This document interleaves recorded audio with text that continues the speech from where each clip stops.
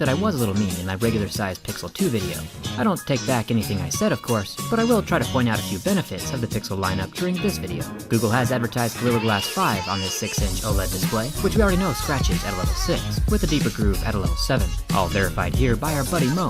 One big perk of owning the Pixel 2 phone is the front-firing stereo speakers. If your face is always pointed towards the screen, the sound should also point right back towards your face, just like with a TV or at a movie theater. It just makes sense. And the Pixel 2 has that. The speaker grills are made from a thinner style of metal screen, but it is secure, and it's better than the white cloth that we saw last year, so thumbs up for that.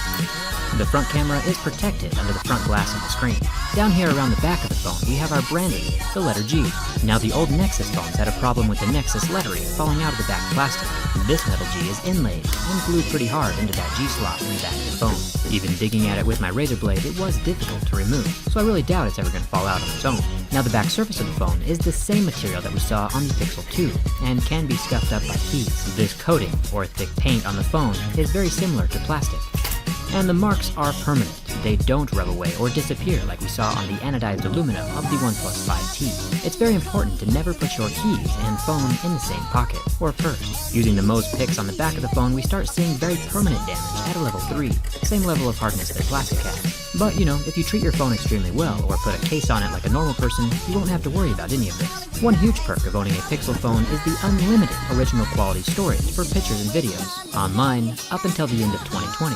After that, you still get to keep what you've uploaded, but the deal only continues to include non-original quality picture storage after that. So it is a great thing, but it doesn't last forever, kinda like the dinosaurs. Rex was looking a little too much like Barney over here, so I added some teeth, and now he's looking a little better.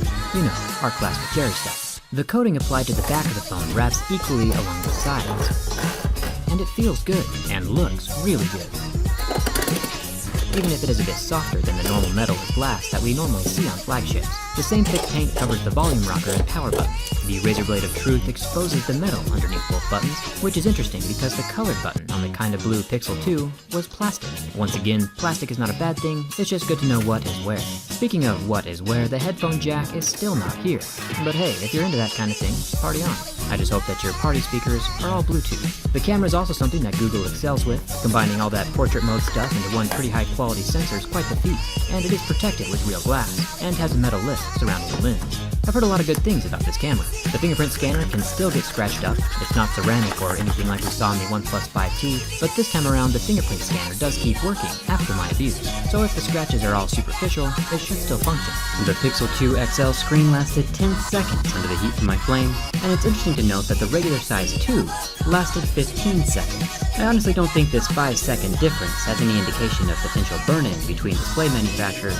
It just could be the angle of my flame. I would need to burn quite a few more pixels to test this theory, but it's still kind of interesting. Maybe someday we'll find an actual use for this burn test. And now the bin test. Checking the structural integrity of the phone, the Pixel 2's water resistance was compromised by a badly placed antenna line that cracked and could separate under pressure. With this Pixel 2 XL, there is some minor flex, but there is no splitting along the frame of the phone when bent from the front or the back. It remains solid. Here's another quick look at the weak point on the Pixel 2. Keep in mind that the weak point isn't a deal breaker. A phone would be totally fine under normal circumstances. It's the accidents and the abnormal circumstances that we are planning for here with my videos. And judging by the look of it, the Pixel 2 XL is a little bit better prepared for the abuse cell phones sometimes endure. The main thing to watch out for with the Pixel XL is the plasticky paint coating that's a bit softer than metal, but with a little protection on your very expensive investment like a case or a skin, and you'll be just fine for a pretty long time. While this phone isn't going to be my daily driver, it's still going to be a really good phone for a lot of people.